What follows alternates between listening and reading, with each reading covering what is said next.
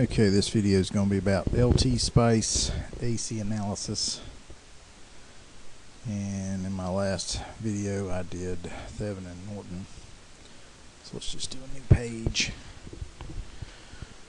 Okay, I want to do standard AC analysis with two voltage sources of the same frequency.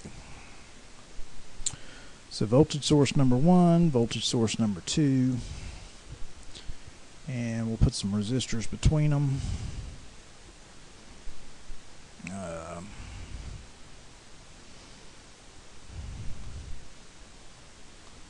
Okay, and these voltage sources will have the same frequency, and then the resistors will come up with the drops between them. I'm going to draw my lines. If you can analyze this circuit, you can analyze most any circuit. Just gets a little more tedious, not hard, tedious. So connect the center part. Okay. So for my first voltage source, I'm going to right mouse click on it. Instead of putting in DC value, I'm going to go to advanced. If I'm going to use small signal AC analysis or AC, whatever Spice calls their AC analysis, all I have to do is put the RMS value in where it says amplitude. You can use the amplitude if you'd like to, the actual amplitude. But when it does its analysis, it's just going to give you a number. That number would then be the amplitude, and you'd have to convert it back to RMS. So if you convert RMS to amplitude to have it solve for amplitude, and then convert back to RMS, you're converting to amplitude, and then you're converting from amplitude.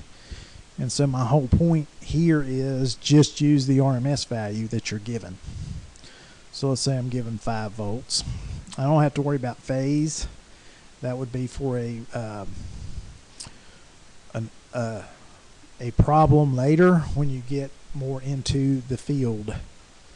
You can start having phase differences. So I've got AC 5 volts there. I'm going to do same thing over here. I'm going to say it's RMS. I'm going to say it's 12, and that's fine. For my resistances, I'm just going to pick some K values. You could use regular values, but I'm just going to use K values. So 2K, 6K, and K, not L.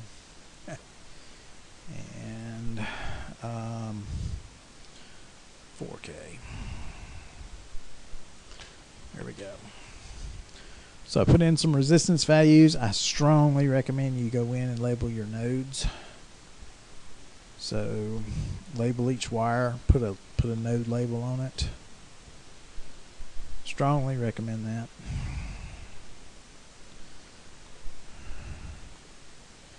And if for no other reason, then that will help you remember that, hey, I've got to have a ground, because it will not let you label the ground node. And I'll just put that common to both of the power supplies. So in general, when we analyze an AC circuit, this looks a lot like a DC circuit other than AC sources. So if they're the same frequency, you can in fact do the analysis just like DC in a resistive circuit, with the frequency being the same. And this is part 2 of the superposition problem that I assigned. But how do I analyze this? Okay, I'm going to go in now and I'm going to say okay, analysis. So I got to give it a command, and we're going to do AC analysis. And to start out with, the most basic analysis you can do is a list and just use one frequency. the frequency is given, then use that frequency. If it's not given, at least for my class, use 60 Hertz. So now I've got my AC list 60. I'm using my RMS values, and now I can solve it. And what I will get is all my voltage drops. So my voltage drop from 1 to 0 is 5 volts with the 0 phase angle. Don't worry so much about the phase angle. What the phase angle will do is tell you that your it becomes important when we get into reactive components. For right now, it does not. My voltage at 3 is 12 volts to 0. No surprise there because it's an AC 12 volt source. And my voltage source at node 2 to 0 is 4.909 volts. So I've got my 3 voltage drops. 1 to 0, 2 to 0, 3 to 0. If you want to know from 3 to 2, you would then take the voltage at 3 and subtract 2. If you want to know the voltage across this resistor, you take 1, subtract 2. It's almost 0 volts drop there. It's telling you the currents, which I've got 1.1 milliamps through R3. And through R2, I've got almost nothing. This -5, anytime you see that, if this number is big enough, you can just call it a 0. So I would move this decimal 5 places. So I've got 4 zeros and a 4. So it's like 0.04 milliamps is flowing through this resistor. And then the combination of the two is flowing through this resistor. And that would be my IR1. So it's slightly higher, but not much. The magnitude of the current coming out of V2 is same as going through this R3, and the magnitude of the current coming out of V1 is the same as what's going through R2. So I've got these numbers, and I can save these numbers. And I want to show you something. I don't encourage this shortcut, but if you want to do it, you can. These are my superposition relationships. So there's the analysis we just did in the SPICE circuit. And I'll come back to that in a minute, because if you make a change in SPICE, you got to get rid of the analysis window. So now what I'm going to do is I'm going to go in here and I'm going to change this.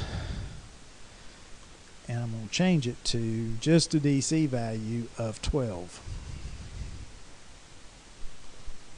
And it looks now just like our DC circuit. And I'm going to come in here and I'm going to change this value to 5 and get rid of this one.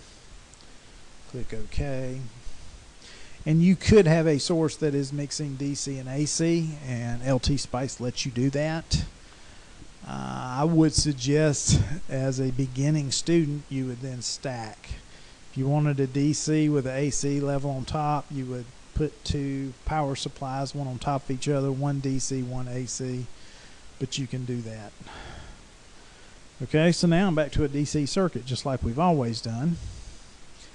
And I need to do my simulation command. I'm going to do the operating point like we've always done. Why did it let me do that? Oh, I'm going to get rid of that. So let's do that. Okay. Now, my previous simulation command is now a colon, so it's a comment.